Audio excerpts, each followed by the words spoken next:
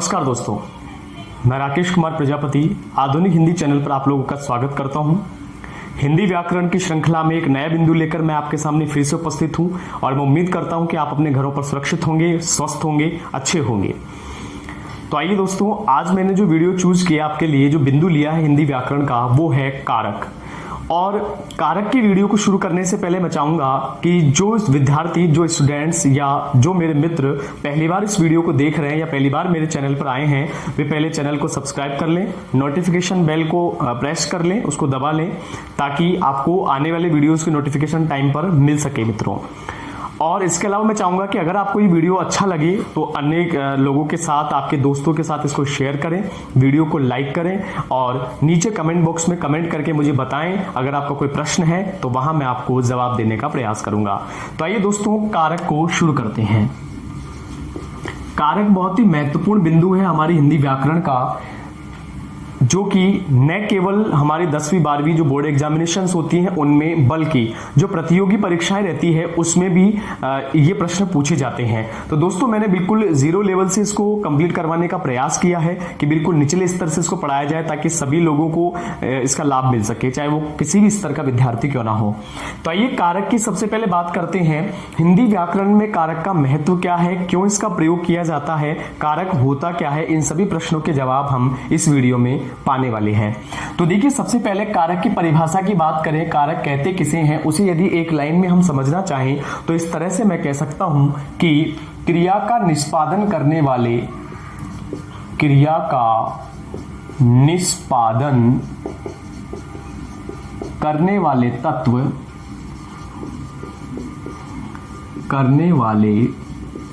तत्व, कारक कहलाते हैं, कारक कहलाते हैं। यहां मैं ये कह सकता हूं कि कारक जो है वो क्रिया को पूरी करने में, क्रिया को कंप्लीट होने में, उसको संपन्न करने में सहायता पहुंचाते हैं। निष्पादन से हमारा मतलब यही है कि क्रिया की सहायता जो तत्व करते हैं उसको पूरा होने में, उन्हीं को हम कारक कहते हैं, जैसा कि मैंने बोर्ड पर लिखा भी है। अब सबसे पहले हमारा जो प्रश्न आता है वो ये है कि कारक की पहचान कैसे हो, कि किस वाक्य में किस तरह के कारक का प्रयोग हुआ है। यदि शब्द हमें दिया गया है रेखांकित करके, उसको कैसे पहचाने। अब अनेक बार प्रश्न ऐसे भी आता है कि एक पंक्ति हमें दे दी जाती है और सीधा ही उस वाक्य में पूछा जाता है कि इसमें कौन से कारक का प्रयोग है, तो वहां आप कैसे कारक को पहचानेंगे। इन सभी प्रश्नों के जवाब हम इसमें प्राप्त करेंगे दोस्तों। तो आइए बिल्कुल एक सिरे से इसको शुरू करते हैं। सबसे पहले हम कारक के भेदों की बात करेंगे दोस्तों। और जहां तक कारक के भेदों की बात है, हम बचपन से पढ़ते आ रहे हैं कि कारक 8 प्रकार से प्रयोग किए जाते हैं। कारक के नाम, उनके जो प्रकार हैं, प्रकार से मेरा मतलब है कारकों के प्रकार, और साथ साथ उनके परसर्ग। और परसर्ग से मतलब होता है कारक चिन्ह या विभक्ति चिन्ह। जिन चिन्हों के द्वारा हम कारक को वाक्य में पहचानते हैं उनको ही परसर्ग या विभक्ति चिन्ह कहा जाता है दोस्तों। तो सबसे पहले हम लोग एक तरफ कारक लिखेंगे, दूसरी तरफ परसर्ग, यानी किसी भी कारक को पहचानने के लिए उसका विभक्ति चिन्ह या परसर्ग चिन्ह, कारक चिन्ह क्या है, उनकी बात करेंगे। फिर एक एक करके हम ये जानेंगे भेदों को कि कौन से भेद का प्रयोग कहां होता है, कारक चिन्ह का प्रयोग होता है तो कौन सी परिस्थितियों में होता है। अनेक स्थितियां ऐसी होती हैं जहां पर कारक चिन्ह का प्रयोग नहीं होता, फिर हमें कारक पहचानना होता है, वो कैसे पहचानते हैं। तो देखिए, भेदों की बात हम करें यहां पर, तो 8 प्रकार के भेद माने गए हैं कारक के। वो 8 प्रकार क्या है, मैं यहां पर लिख रहा हूं, आप भी अपनी नोटबुक में इसे नोट करें, समझें। देखिए, सबसे पहले हम बात करते हैं कर्ता की। यहां दोस्तों मैं सिर्फ आपको ये बता रहा हूं कि जो कारक हैं अपने 8, उनके कारक चिन्ह क्या क्या हैं, उनको आप पहले देखें, फिर एक एक करके सभी कारकों पर मैं जाऊंगा और सभी की व्याख्या, परिभाषा और उदाहरणों सहित आपको समझाऊंगा। सबसे पहले कर्ता की बात करें तो अधिकांशतः कुछ परिस्थितियों में तो इसका प्रयोग नगण्य रहता है, अर्थात इसका प्रयोग नहीं होता, फिर भी कर्ता कारक होता है। वहां वो परिस्थितियां कौन कौन सी है उसकी बात हम आगे करेंगे। पहले मैं बात करूंगा कि कर्ता कारक की एक परिस्थिति ऐसी होती है जहां पर परसर्ग का प्रयोग नहीं होता, और एक स्थिति होती है जहां पर प्रयोग होता है और कर्ता के साथ कारक चिन्ह प्रयोग होता है ने। आप चाहें तो यहां पर परसर्ग या कारक चिन्ह लिख सकते हैं और यहां पर लिख सकते हैं आप कारक। दूसरे कारक की अगर बात करें तो वो होता है कर्म कारक। अब कर्म कारक का परसर्ग या कारक चिन्ह क्या होता है, देखिए तो कर्म में एक परिस्थिति तो ऐसी बनती है जहां पर कारक चिन्ह का प्रयोग नहीं होता फिर भी कर्म होता है, और एक परिस्थिति होती है जहां पर को प्रयोग होता है। यानी अधिकांशतः मैं बात करूं तो कर्ता कारक के साथ ने कारक चिन्ह आता है और कर्म के साथ आता है को। इसके बाद तीसरे कारक की बात करें तो वो आता है करण, और करण कारक का कारक चिन्ह होता है से या द्वारा। ये द्वारा भी प्रयोग होता है, या इसके साथ हम के जोड़ दें तो के द्वारा भी प्रयोग होता है। ब्रैकेट में मैं लिख देता हूं, इसे आप द्वारा के रूप में भी प्रयोग कर सकते हैं या फिर के द्वारा भी प्रयोग कर सकते हैं, दोनों ही स्थितियां सही है, या फिर से आएगा। अब इन कारक चिन्हों का प्रयोग होता कौन कौन सी परिस्थितियों में, जैसा कि मैं पहले भी कह चुका हूं, वो हम जब इन भेदों को अलग अलग व्याख्या सहित पढ़ेंगे तब उनकी बात करेंगे। पहले मैं कारक चिन्हों को लिख रहा हूं। चौथी प्रकार की बात करें तो वो होता है संप्रदान। संप्रदान का मतलब होता है देना, और इस संप्रदान कारक का जहां प्रयोग होगा वहां पर किसका प्रयोग होता है तो वो है मुख्य रूप से के लिए। दोस्तों मुख्य रूप से तो संप्रदान का जहां भी प्रयोग होगा वहां पर के लिए कारक चिन्ह प्रयोग होगा, लेकिन कुछ परिस्थितियां ऐसी होती हैं जहां पर को कारक चिन्ह का प्रयोग होता है और वहां संप्रदान होता है। एक स्थिति यहां मैं क्लियर कर दूं कि संप्रदान में भी को आ रहा है और कर्म में भी को है। इन दोनों को जब अलग अलग पढ़ेंगे तो स्थिति स्पष्ट हो जाएगी कि कहां तो को आने पर संप्रदान होगा और कहां अपना कर्म होगा। दोस्तों वो उस स्थिति की बात हम आगे करेंगे। 5वें नंबर पर चलें तो आएगा अपना अपादान। अपादान कारक आएगा इसके बाद, और अपादान कारक का जो कारक चिन्ह प्रयोग लिया जाता है उसे हम कहते हैं से। यानी जहां अपादान कारक का प्रयोग होगा वहां पर से आएगा। अब आप देख रहे हैं से तो हमने यहां करण में भी लिखा था, यहां भी लिख रहे हैं, लेकिन यहां पर तो जो साधन या माध्यम होगा उसके लिए से आएगा, और यहां पर ये जो से आएगा वो अलग होने के अर्थ में आएगा। यानी कोई भी वस्तु किसी अन्य वस्तु से अलग हो रही होगी तब वहां पर अपादान कारक होगा। तो यहां पर मैं ब्रैकेट में लिख देता हूं अलग होने के अर्थ में। अलग होने के अर्थ में यदि से का प्रयोग हो रहा है तो वहां पर अपादान आएगा। इसके बाद 6ठे नंबर पर चलें तो होता है संबंध। संबंध कारक, और संबंध कारक को दर्शाने के लिए जो कारक चिन्ह या परसर्ग प्रयोग होते हैं वे होते हैं मूल रूप से तो होते हैं अपने का, के या फिर की। इनके साथ साथ सार्वनामिक प्रयोगों में अधिकांशतः हो सकता है संज्ञा के साथ भी प्रयोग हो जाए, कुछ स्थितियों में संज्ञा के साथ भी होते हैं, लेकिन आगे जो मैं लिख रहा हूं वो कारक चिन्ह अधिकांशतः सर्वनाम के साथ प्रयोग होते हैं। और वे क्या है, काके की के अलावा जैसे ना, ने और नी, या रा, रे, री, इनके वाक्यों में प्रयोग हम बाद में करने वाले हैं, इसलिए मैं इसको ज्यादा विवरण से नहीं लिख रहा हूं, केवल इनके नाम लिख रहा हूं। 7वें नंबर की बात करें, यानी 7वें नंबर का जो कारक है उसे हम कहते हैं दोस्तों अधिकरण। अधिकरण की बात करें अगर तो इसका मतलब आधार होता है, और इस अधिकरण का जो कारक चिन्ह हम प्रयोग करते हैं, जो परसर्ग हम लिख रहे हैं उसका जो प्रयोग होता है उसे हम कहेंगे में या फिर पर। में और पर का जहां प्रयोग होता है वहां पर अधिकरण होता है। इसके बाद 8वें नंबर की अगर बात करें हम तो वो होता है दोस्तों संबोधन। संबोधन का मतलब होता है किसी को भी पुकारना या फिर बुलाना, और इसका जहां प्रयोग होगा वहां पर कारक चिन्ह आएगा अपना या तो हे आ जाएगा, हे या अरे या फिर ओ। इनका प्रयोग अधिकांशतः होता है, और जहां पर इन शब्दों के प्रयोग होंगे वहां पर आप पाएंगे कि इनके सामने इस तरह के साइन लगे होते हैं, अर्थात ये साइन आएगा, इसको हम एक्सक्लेम्ड साइन कहते हैं अंग्रेजी में, और हिंदी में विस्मयादि बोधक चिन्ह कहते हैं जिसका प्रयोग इसमें होगा। एक छोटी सी चीज यहां बता दूं मैं, फिर इसके विवरण की बात करेंगे कि जितने भी यहां तक के 7 मैंने कारक लिखे, इन कारक चिन्हों का प्रयोग जिसमें ये कारक होगा उसके आगे इस शब्द का प्रयोग होगा जो शब्द हम सामने लिख रहे हैं। लेकिन संबोधन कारक के अंदर ये जो हे, अरे, ओ आदि हम जो परसर्ग या कारक चिन्ह प्रयोग कर रहे हैं इनका प्रयोग उस शब्द से पहले होगा जिसमें संबोधन कारक होगा। दोस्तों तो सबसे पहले आप ये इस तरह का पूरा विवरण अपने पास नोट कर लें ताकि जब आप इसको रिपीट करेंगे बाद में अपने लिए तो आप इसे पढ़ सकें। अब देखिए 8 जो कारक मैंने यहां पर लिखे हैं, कर्ता, ने, कर्म, को, करण से द्वारा या फिर के द्वारा या से संप्रदान के लिए या फिर को अलग अलग परिस्थितियों में कैसे इनके प्रयोग होते हैं वो भी चर्चा करेंगे अभी। अपादान में से है या अलग होने के अर्थ में, संबंध में काकी की, नानेनी, रारेरी आदि शब्द आते हैं, अधिकरण में में और पर का प्रयोग होता है और संबोधन में हे, अरे, ओ।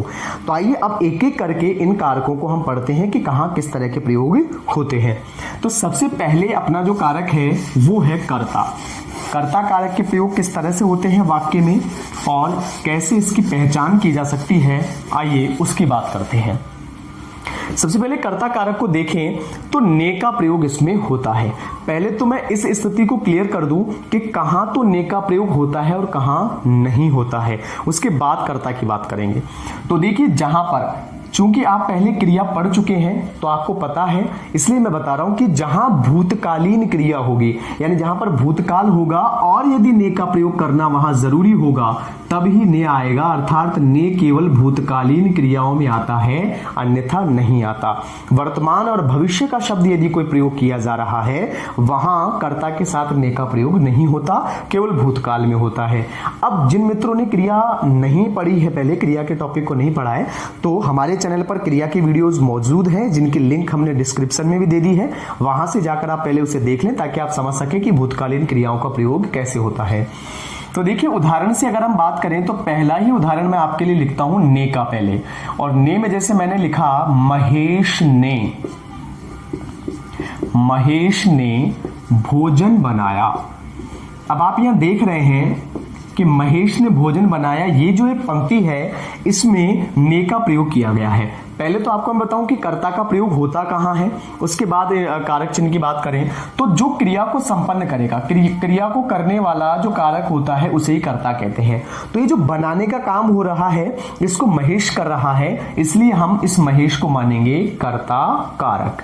अब यहां आप देख रहे हैं ने का प्रयोग हुआ है सीधा सीधा, तो महेश कर्ता है, और ने का प्रयोग भी इसलिए हुआ है क्योंकि ये जो बनाया क्रिया है ये भूतकालीन क्रिया है, और आपने यदि क्रिया पढ़ी है तो आप समझ गए होंगे कि यहां पर बनाया में आ की ध्वनि आ रही है, इसलिए इसमें सामान्य भूतकाल है दोस्तों, और भूतकालीन क्रिया होने के कारण ने का प्रयोग हो रहा है।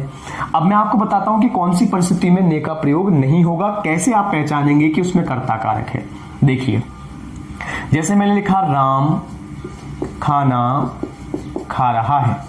अब आप यहां देख रहे हैं कि इसमें रहा है शब्द जुड़ा हुआ है, इसलिए ये अपूर्ण वर्तमान काल है, और जैसा कि मैंने आपको बताया वर्तमान काल में ने का प्रयोग नहीं होता, इसलिए ये जो खाने का काम हो रहा है वो कर तो राम रहा है, राम में कर्ता कारक भी है, लेकिन इसके साथ ने का प्रयोग नहीं किया गया और राम यहां पर कर्ता है। इस तरह से आप कारक चिन्हों को देखकर या कारक चिन्ह का प्रयोग नहीं हो तब भी आप कारक को पहचान सकते हैं दोस्तों। यानी अब हम कर्ता की बात करते हैं और भी डीपली और भी गहराई से।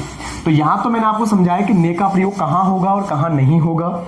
अब मैं आपको कर्ता को थोड़ा और क्लियर कर दूं। इसकी परिभाषा यदि आप लिखें तो इस तरह से होगी कि क्रिया को संपन्न करने वाला, अर्थात जो क्रिया हो रही होती है वाक्य में उसको करने वाला जो कारक होगा उसे हम कर्ता कहते हैं, और इसका कारक चिन्ह ने है।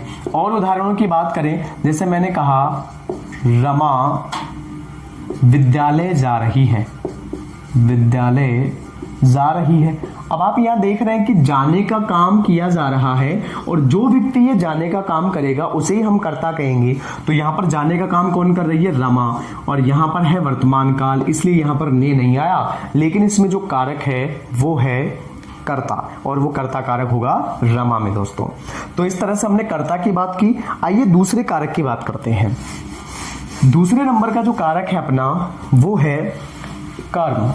मैंने आपको पहले एक जगह सारे कारक लिखवा दिए हैं, इसलिए आपको पता है कि अगले नंबर पर कौन सा कारक आने वाला है। तो दूसरे नंबर पर हम बात करेंगे कर्म के बारे में दोस्तों। देखिए, कर्म पर जाने से पहले मैं थोड़ा सा इसके बारे में विवरण बताना चाहूंगा आपको। इसमें एक लाइन आप लिखें कि क्रिया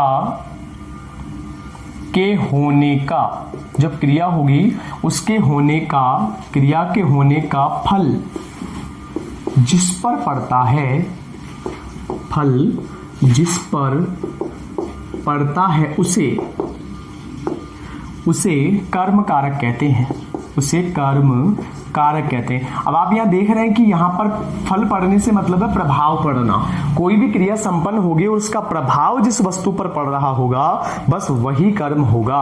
और कर्म को पहचानने की भी बात करेंगे। मैंने आपको कहा था कि कर्म जहां होता है वहां या तो कोई भी कारक चिन्ह प्रयोग नहीं होगा या फिर को कारक चिन्ह का प्रयोग होता है। आप कर्म को पहचानेंगे कैसे और ये कहां ऐसी परिस्थिति बनेगी जहां को आएगा और कहां को नहीं आएगा, दोनों की बात करते हैं। तो देखिए दोनों को मैं अलग अलग समझाऊं। जहां को कारक चिन्ह होगा वहां आप समझ लीजिए कि सजीव कारक का प्रयोग हुआ है, अर्थात अधिकांशतः सजीव कारक के साथ ही को का प्रयोग होता है, तथा जहां पर निर्जीव कारक होगा वहां पर को का प्रयोग नहीं किया जाएगा। तो ये तो बात हो गई इस चीज के लिए कि कहां को आएगा और कहां नहीं आएगा उसके लिए। और अब हम बात करेंगे कर्म को पहचानना कैसे है।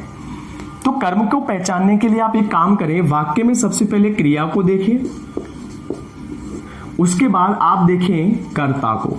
आप ये पहचान लें कि जो वाक्य प्रयोग किया गया है हमारे सामने, उस वाक्य के अंदर कौन सा शब्द तो क्रिया का काम कर रहा है और कौन सा कर्ता का।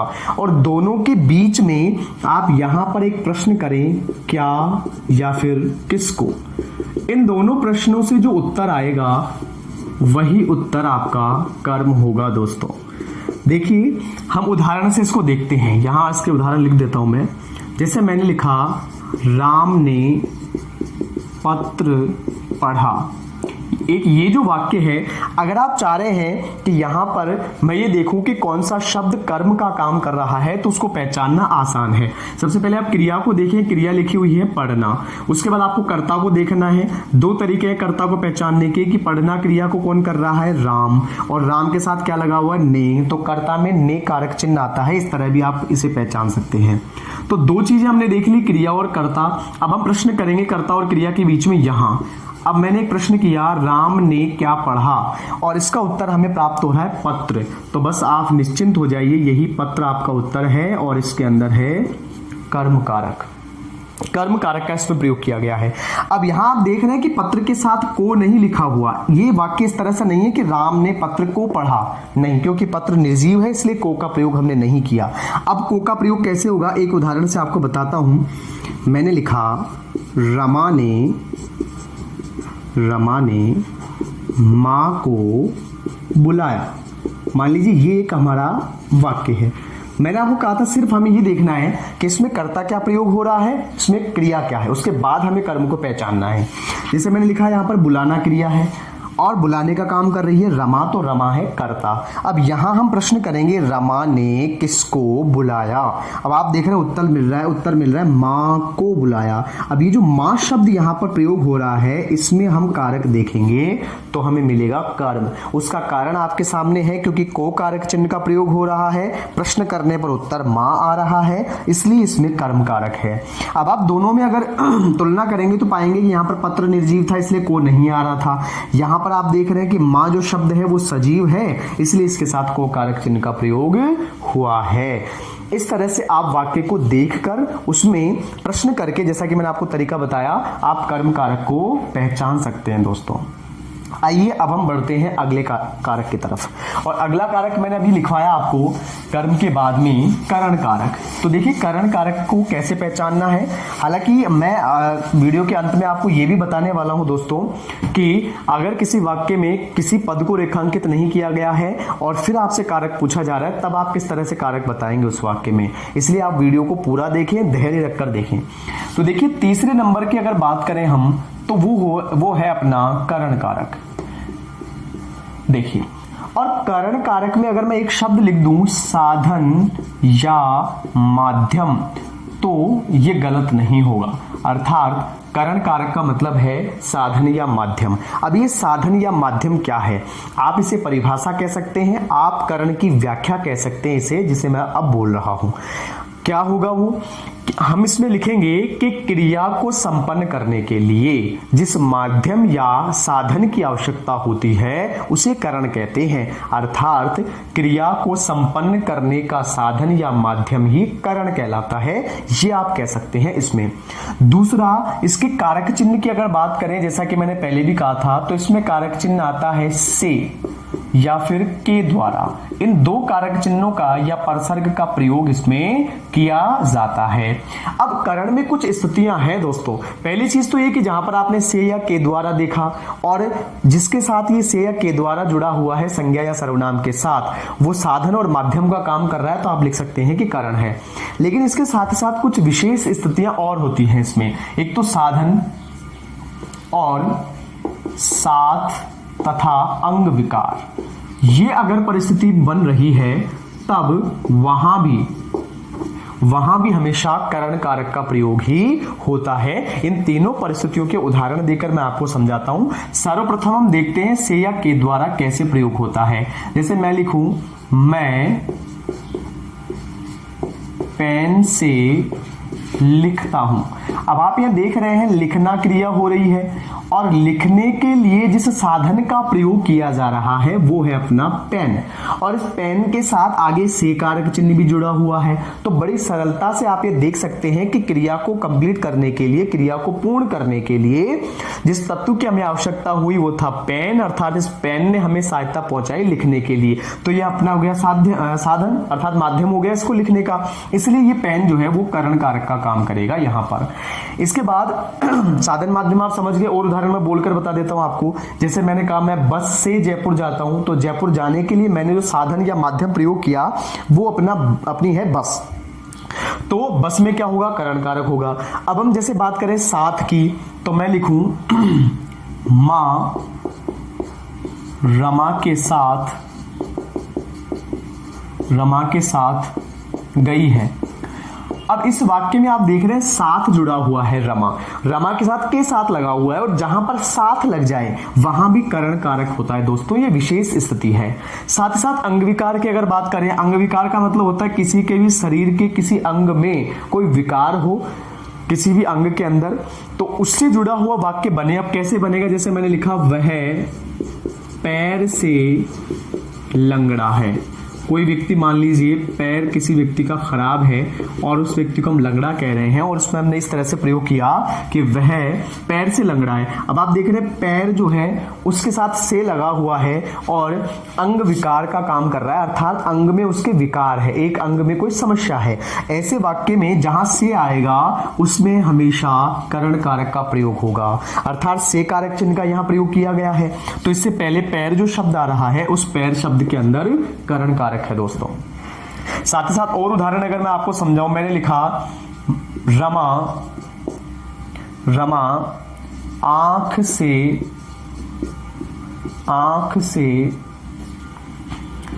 अंधी है। मान लीजिए ये लिखा आंख से या आंखों से, हमने इस तरह से लिख दिया रमा आंखों से अंधी है। तो वहां पर आप देख रहे हैं से शब्द जो आंख या आंखों के साथ लगा हुआ है उसमें भी करण कारक का प्रयोग होता है दोस्तों। और अब देखिए तीन चीजें मैंने आपको यहां पर बताई, से या के द्वारा आएगा। जैसे मैंने लिखा के द्वारा का भी एक उदाहरण आपको बता देता हूं, के द्वारा का एक उदाहरण बताता हूं आपको। के द्वारा का उदाहरण है, जैसे मैंने लिखा मैं बस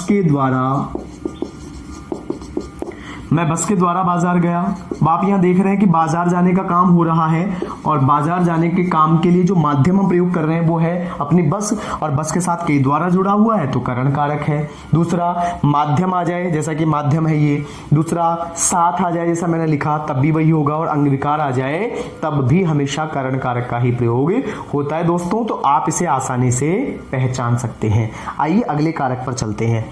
अगला कारक अपना चौथा है संप्रदान कारक। देखिए संप्रदान क्या है। संप्रदान कारक की जब मैंने अभी एक टेबल बनाई थी शुरू में, तब मैंने आपको संप्रदान के आगे लिखा था आपके लिए कि संप्रदान के लिए, अर्थात संप्रदान जहां पर प्रयोग होगा वहां पर अधिकांशतः या तो के लिए कारक चिन्ह का प्रयोग होगा, के लिए होगा, या फिर को भी कई जगहों पर प्रयोग होता है। अब इन दोनों को ही मैं आपको अभी स्पष्ट करूंगा कि को कहां आएगा और के लिए कहां आएगा। सबसे पहले तो दोस्तों संप्रदान शब्द की बात करते हैं, फिर परिभाषा और उदाहरणों पर चलेंगे। ये जो संप्रदान शब्द है इसका मतलब है देना। आप संप्रदान का मतलब देना समझ लें। और देना भी कैसे कि जब कर्ता जो स्वयं है देने वाला वो हमेशा अपने स्वत्व को त्याग कर, अर्थात जिस वस्तु पर उसका अधिकार है उसको त्याग कर हमेशा के लिए किसी को दे दे, वहां पर संप्रदान कारक होता है। जैसे अब दो स्थितियों में हम इसको पहचान सकते हैं कि या तो के लिए आ जाए या को आ जाए। को आएगा हमेशा देने के लिए, उसका प्रयोग अभी मैं वाक्य में करके बताऊंगा आपको। उस वाक्य पर चलने से पहले परिभाषा की अगर बात की जाए तो हम इस तरह से बना सकते हैं कि किसी भी संज्ञा या सर्वनाम के द्वारा, या वाक्य में किसी भी संज्ञा या सर्वनाम शब्द के द्वारा किसी दूसरे संज्ञा या सर्वनाम शब्द को कुछ दिया जाए, हमेशा के लिए दे दिया जाए और वहां पर के लिए या फिर को कारक चिन्ह का प्रयोग हो रहा हो तो संप्रदान कारक होता है। तो ये उदाहरण से देखते हैं। सबसे पहले मैं के लिए की उदाहरण आपके लिए लिखता हूं। मैंने लिखा बच्चे के लिए दूध लाओ। मान लीजिए मैंने इसे लिखा बच्चे के लिए दूध लाओ। आप यहां देख रहे हैं कि बच्चे के लिए दूध लाओ जो शब्द है उसमें बच्चे के साथ के लिए शब्द जुड़ा हुआ है। ये के लिए इसके साथ जुड़ा हुआ है, तो जो बच्चे शब्द हमने इसमें प्रयोग किया है उसके साथ संप्रदान कारक होगा, यानी इस बच्चे शब्द में संप्रदान कारक है। कैसे, और उदाहरण से देखते हैं। मैंने कहा रमा के लिए कुर्सी लाओ।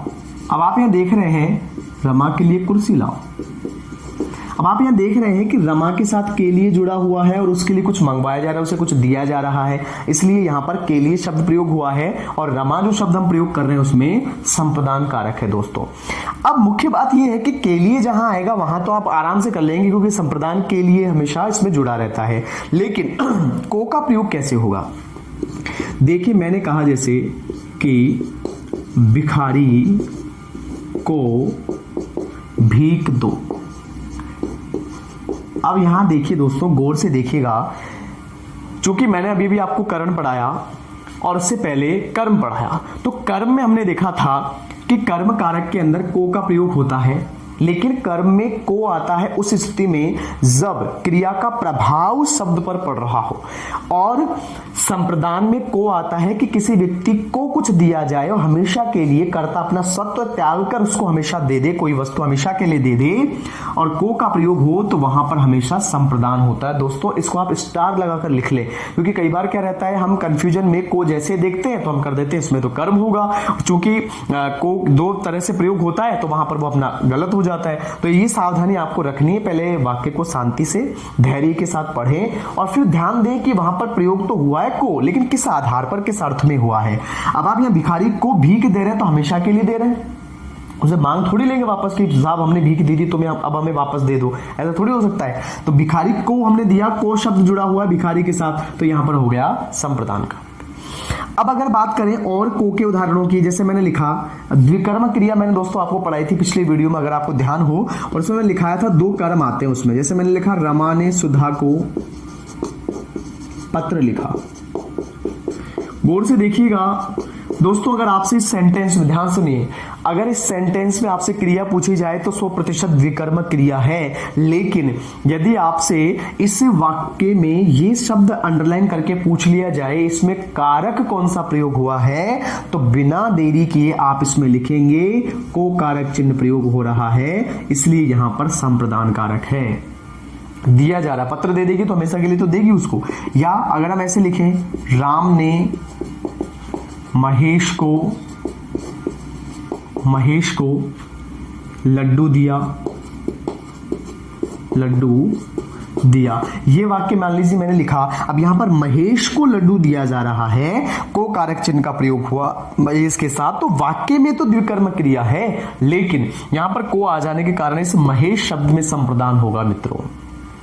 तो ये था संप्रदान का प्रकार। आइए अगले प्रकार पर चलते हैं, और अगला प्रकार है अपना अपादान। संप्रदान के बाद आएगा अपादान। तो आइए अपादान की बात करते हैं।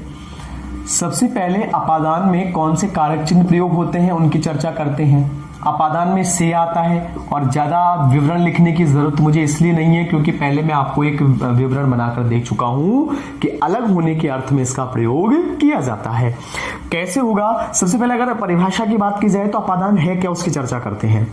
देखिए अपादान में क्या होता है, कोई भी वस्तु जब एक से दूसरे से पृथक हो जाए, एक वस्तु दूसरे से पृथक हो। अब अगर परिभाषा बनाए तो ऐसे बनाएंगे कि संज्ञा अथवा सर्वनाम, एक संज्ञा अथवा सर्वनाम का प्रयोग अलग होने के अर्थ में किया जाए, अर्थात एक ही संज्ञा या सर्वनाम से दूसरा संज्ञा या सर्वनाम अलग हो, तब वहां पर अपादान कारक का प्रयोग होता है और कारक चिन्ह लगता है अपना से।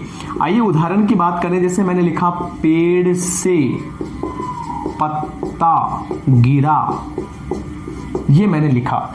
आप देखिए कारक पहचानने के लिए दो ही चीजें आपको ध्यान रखनी जरूरी है, और वो दो चीजें हैं कि यहां पर आप देख रहे हैं गिरना क्रिया हो रही है, और कहां से गिर रहा है, पेड़ से गिर रहा है।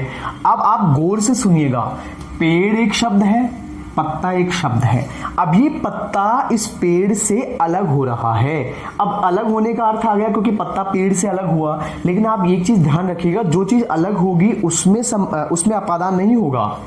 अपादान होगा उस शब्द में जिसके साथ से लगा होगा। किससे अलग हो रहा है पत्ता, पेड़ से, तो पेड़ के अंदर अपादान कारक है। दूसरे उदाहरण की अगर बात करें, जैसे मान लीजिए मैंने लिखा महेश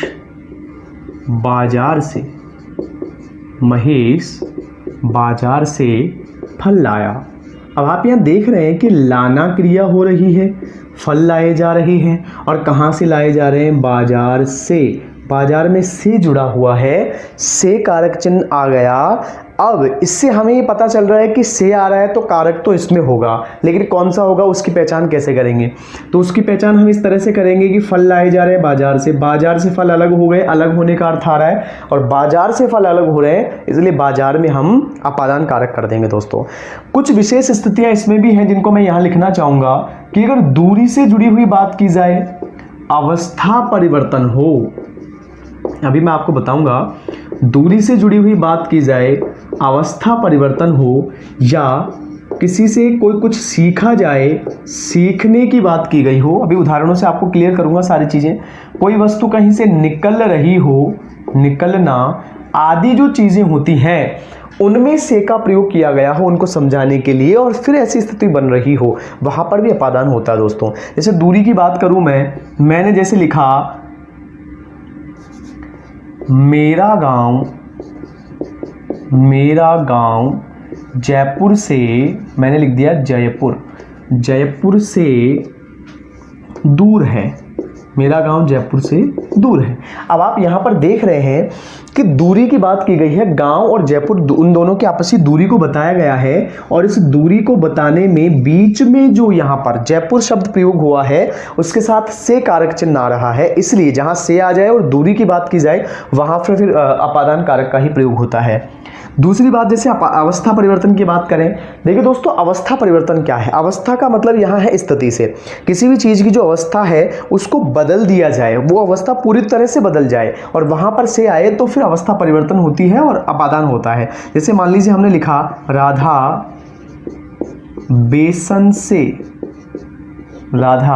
बेसन से हलवा बनाती है।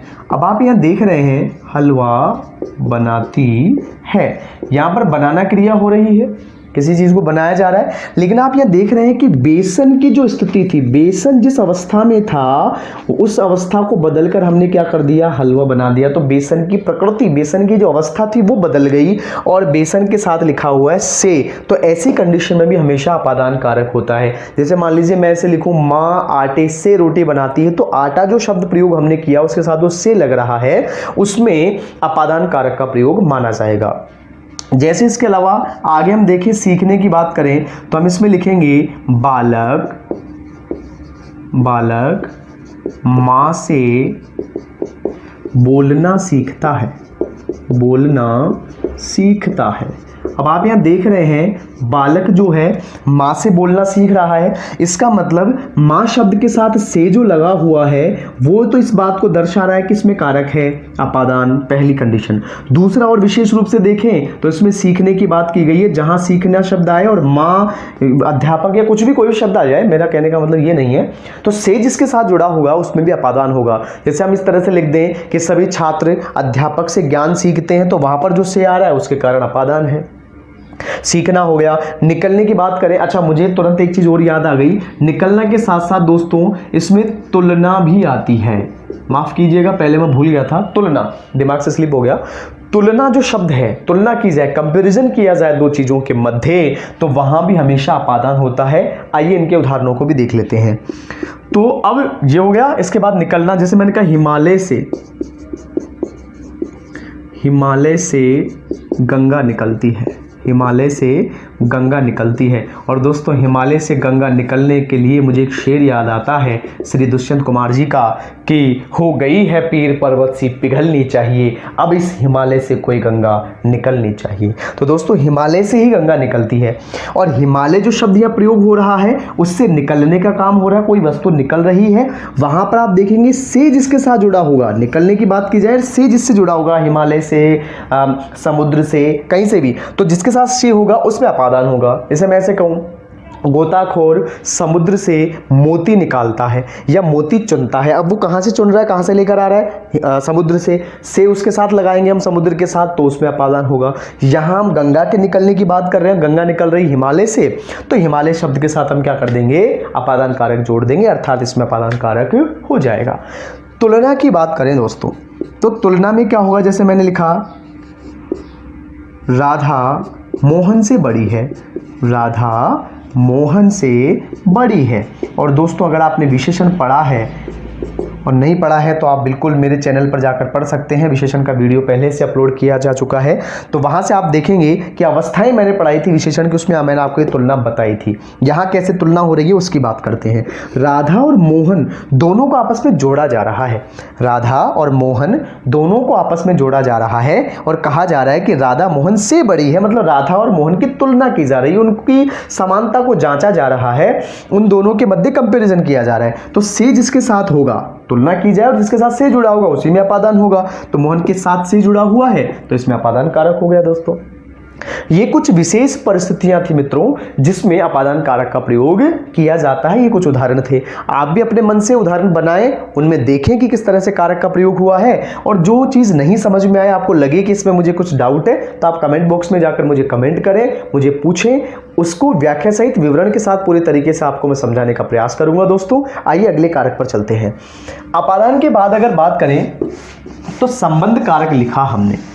अब संबंध कारक क्या है मित्रों, देखो एक संज्ञा या सर्वनाम का संबंध जब दूसरे के साथ बताया जाए, बस वही संबंध कारक है। संबंध का मतलब है रिलेशन, एक का रिलेशन दूसरे के साथ क्या है, बस वही हमारे संबंध कारक को इंगित करता है, बताता है। दोस्तों तो संबंध कारक में सबसे पहले तो मैं बात करूंगा इसके कारक चिन्हों की, जो मैं पहले भी लिख चुका हूं, पहले जो मैंने शुरुआत में ही आपको बताया कि संबंध में आते हैं का, के, की, या इसके साथ साथ रा, रे, री, ना, ने, नी, ये इस तरह के कारक चिन्ह प्रयोग होते हैं इसमें।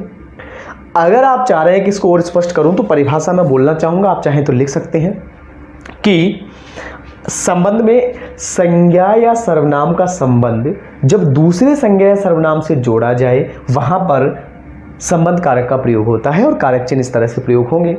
यहां देखो दोस्तों, महत्व परिभाषाओं का नहीं है, महत्व है आपको समझने का, कि आप उस चीज को समझ जाएं, जैसे सेंटेंस आपको दिखे उसको देखते या पहचान जाएं कि इसमें कौन से कारक का प्रयोग हुआ है, तब आपका और हमारा मेहनत करना सार्थक है। दोस्तों देखिए, जैसे संबंध कारक के उदाहरणों की मैं बात करूं तो सबसे पहला उदाहरण हम लें संबंध कारक काके की, रारेरी, नाने नी। हाँ बिल्कुल, तो आइए देखिए संबंध बताऊं मैं। जैसे मैं कहूं मेरा पेन तुम्हारे पास है, मेरा पेन तुम्हारे पास है। अब आप यहां देख रहे हैं, गौर से देखिएगा, मैंने परिभाषा में बोला था कि संज्ञा या सर्वनाम, संज्ञा भी हो सकती है, सर्वनाम भी हो सकते हैं। यहां पर मैं सर्वनाम का प्रयोग हुआ है दोस्तों, और मैं सर्वनाम को जब हमने रा परसर्ग के साथ जोड़ा, जो कि यहां दिख रहा है आपको, इस रा परसर्ग के साथ जोड़ने पर ये मेरा हो गया। और पेन का संबंध किससे है, मुझसे, अर्थात पेन मेरा है, मुझसे उसका संबंध है, और इस मैं से उसका संबंध जोड़ने के लिए हमने रा परसर्ग, रा कारक चिन्ह का प्रयोग किया, इसलिए इसमें संबंध कारक है। दोस्तों कोई दिक्कत नहीं है, आपको सिर्फ इसमें यह देखना है कि किसके साथ संबंध जोड़ा जा रहा है और उसमें कारक चिन्ह क्या प्रयोग हो रहा है। तो रा प्रयोग हो गया। अगर मैं ऐसे लिख देता, मेरी किताबें किसके पास है, या मेरी किताबें कहाँ हैं, ये मेरी किताबें हैं, तो किताबें बहुवचन था तो रे आ जाता उसमें, या सॉरी स्त्रीलिंग था इसलिए री आ जाता, और अगर बहुवचन होता तो रे आ जाता। जैसे मेरे को मेरे पेन, तब क्या होता बहुवचन, मेरा पेन तो एक है, मेरे पेन तो बहुवचन है। बस ये इसीलिए थोड़ा सा बदलाव, बाकी है एक ही स्थिति इनकी। तो हमने सबसे पहले तो ये देखा काके की रारेरी का प्रयोग कैसे होता है। जैसे मैंने कहा उसका खाना कहाँ रखा है। जैसे मान लो मैंने ये लिखा एक सेंटेंस, उसका खाना कहाँ रखा है। अब आप यहाँ देख रहे हैं एक शब्द है उस, जो कि सर्वनाम है, फिर आ रहा है का, और फिर है खाना। इस खाने का संबंध है उससे। क्यों है? क्योंकि ये खाना उसका है, तो उससे इसका संबंध है। और उस शब्द से संबंध को दर्शाने के लिए हमने का प्रयोग किया। तो आप यहाँ देख सकते हैं उस जो सर्वनाम प्रयोग हो रहा है, उस सर्वनाम में का कारक चिन्ह जुड़ा हुआ है, इसलिए संबंध कारक का प्रयोग है दोस्तों। अब जैसे का प्रयोग हुआ वैसे के और की का प्रयोग हो जाएगा। जैसे मैं यहाँ पर लिख दूं उसकी, अब ऐसे तो नहीं आएगा उसकी खाना कहाँ रखा है, नहीं आएगा, क्योंकि खाना जो है वो पुल्लिंग है, तो यहाँ पर पुल्लिंग ही लिखना होगा। जैसे उसकी का मैं अलग से थोड़ा सा बता देता हूँ आपको। जैसे उसकी पुस्तकें, उसकी पुस्तकें मेरे पास है, ये एक सेंटेंस लिखा मैंने। या उसकी पुस्तकें कहाँ रखी है, उसकी पुस्तकें फट गई, उसकी पुस्तकें सब पढ़ते हैं, उसकी पुस्तकें अच्छी है, उसकी पुस्तकें वह रोज पढ़ता है, कुछ भी आ जाए। तो यहाँ पर की तो आ गया अपना कारक चिन्ह, उस हो गया अपना सर्वनाम, पुस्तकों का संबंध उसके साथ जोड़ा जा रहा है, इसलिए संबंध कारक है। तो काके की रारेरी वाला हमने प्रयोग देख लिया, नानेनी वाला प्रयोग आपको बताता हूँ मैं। जैसे अपना काम करो, एक ही वाक्य है दोस्तों। एक चीज ध्यान दीजिए, यहां पर ये जो अपना शब्द बना है, ये अपना शब्द बनता है आप सर्वनाम से। आप सर्वनाम में जब आप ना जोड़ेंगे तो अपना बनता है, यानी इसमें मूल रूप से तो आप सर्वनाम है, फिर हमने उसके साथ ना जो है कारक चिन्ह लगाया है, और कारक चिन्ह है संबंध का, और फिर है काम, यानी इस काम का संबंध है आप से, और बीच में आ गया अपना ना। इसका मतलब इसमें कारक आ जाएगा आपका अपना जो शब्द है, उसमें अगर कारक पूछा जाए तो कारक होगा संबंध कारक। दूसरी बात, अब हम देखते हैं संबंध। अच्छा, संबंध इतने उदाहरणों से आपको समझ में आ गया होगा। यहाँ पर क्या है कि समय की थोड़ी सी सीमा है, अन्यथा मैं और भी ढेर सारे उदाहरण आपको दे सकता हूँ, लेकिन मुझे समय का भी ध्यान रखना होता है, आपका भी समय ज़्यादा जाया ना हो, कम समय में बहुत अच्छी चीज़ें आपको समझ में आ जाए, इसलिए मैं जल्दी जल्दी जो है सेलेक्टेड उदाहरण जितने हो पाते हैं उतने करवाता हूँ दोस्तों। इसके बाद देखिए संबंध की बात, अगले कारक की बात करते हैं।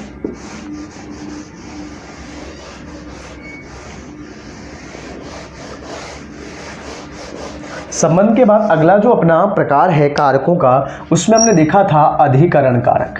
अगला जो कारक है अपना वो है अधिकरण। दोस्तों अधिकरण का जो कारक चिन्ह प्रयोग होता है उसमें हम प्रयोग करते हैं में या फिर पर, और इस में और पर का प्रयोग होता है आधार में। अर्थात इस अधिकरण को अगर देखें हम तो उसको हम क्या कह सकते हैं, आधार। अर्थात जहां पर किसी भी क्रिया के होने का आधार होगा वही अधिकरण होगा। क्रिया के होने का जो आधार होगा उसमें अधिकरण माना जाता है। एक लाइन में अगर इसकी परिभाषा की बात करें तो इस तरह से हम लिख सकते हैं कि क्रिया जिस जगह पर संपन्न होती है उस आधार को ही अधिकरण कहा जाता है, या क्रिया के संपन्न होने का आधार ही अधिकरण कहलाता है, उसे ही अधिकरण कारक कहा जाता है। जहां पर क्रिया संपन्न हो रही है उस आधार को ही अधिकरण कहा जाएगा। अब आधार को अधिकरण कैसे कहा जाएगा, पहले तो उदाहरणों की बात करूंगा, फिर इसमें जो महत्वपूर्ण बातें हैं उनकी चर्चा करेंगे दोस्तों। देखिए सबसे पहले तो उदाहरणों में हम देखें, एक तो ये चीज कि इसमें में और पर का प्रयोग होता है। कैसे होता है, जैसे मैंने लिखा मेज पर किताबें रखी है, मेज पर किताबें रखी हैं। ये एक मान लीजिए वाक्य है अपना। अब इस वाक्य में आप देख रहे हैं कि किताबें रखी हुई है, कहाँ रखी हुई है, मेज पर। यानी ये जो रखने का क्रिया का काम हो रहा है, रखना क्रिया का, उसका आधार अर्थात किताबों का आधार क्या है, मेज है। और मेज आधार होने के कारण अर्थात मेज पर संपन्न हो रही है रखना क्रिया, और दूसरा मेज के साथ पर जुड़ा हुआ है, इसलिए यहां पर अधिकरण कारक है, क्योंकि मेज आधार है किताबों के लिए। दूसरा में की बात करें, जैसे मैंने कहा कमरे में अंधेरा है। अब यहां पर आप देख रहे हैं कमरा जो शब्द है अंधेरा है। कमरा जो शब्द उसके साथ में जुड़ा हुआ है, पहली बात तो ये। और फिर होना जो क्रिया संपन्न हो रही है इसमें, वो कमरे में संपन्न हो रही है, कमरा आधार है उसका, इसलिए यहां पर अधिकरण कारक हो जाएगा। महत्वपूर्ण बात ये कि मे और पर जहां पर आपको दिख जाए और आधार का काम हो रहा हो तो वहां पर अधिकरण है, जैसे मेज पर, किताबों पर, छत पर, कहीं पर, छत पर लोग खड़े हैं, इसका मतलब उसमें अधिकरण कारक है। दूसरा क्या है कि अधिकरण में जहां कहीं भी देखो, एक तो क्रिया के होने का आधार हो, जैसा कि मैंने पहले लिख दिया, इसके साथ साथ एक चीज और है, समय भी बताया जाए। अगर क्रिया के होने का समय बताया जाए या आधार बताया जाए, वहां पर हमेशा अधिकरण होता है दोस्तों। इस बात का आप जरूर ध्यान रखें। क्यों ध्यान रखें? क्योंकि जहां पर मे और पर आपको दिखाई दे जाएगा वहां तो आप आराम से अधिकरण कर देंगे, लेकिन इसके साथ साथ समय की भी बात कर लें और आधार ही हो और मान लीजिए मे और पर नहीं लिखा हुआ हो, तब भी अधिकरण होगा। जैसे मैंने लिखा रमा बाजार गई है, बाजार गई है, यानी क्रिया के होने का आधार। अब आधार से एक शब्द और मैं लिख सकता हूं स्थान, यानी क्रिया के संपन्न होने का स्थान हो तब भी क्या होगा, वहां पर अधिकरण कारक ही होगा। इस बात को आप ध्यान रखें। जैसे जाना क्रिया संपन्न हो रही है इसमें, और ये जो जाना क्रिया संपन्न हो रही है वो कहां हो रही है, बाजार में। कहां गई है, बाजार गई है। तो इस बाजार जो कि स्थान है, इसमें अगर कारक आपसे पूछा जाएगा तो दोस्तों इसमें कारक अपना होगा अधिकरण कारक। अब इसके साथ साथ ये तो आपको समझ में आ गया कि स्थान या आधार। इससे पहले आधार की भी बात की थी मैंने। आधार जैसे किताबों का आधार मेज, अंधेरे का आधार कमरा, और यहां पर हमने देखा स्थान, यानी क्रिया कौन से स्थान पर हो रही है, बाजार में, तो बाजार के अंदर अधिकरण है। अब समय की बात कर ले, जैसे मैंने लिखा रमा दोपहर में पढ़ती है, रमा दोपहर में पढ़ती है।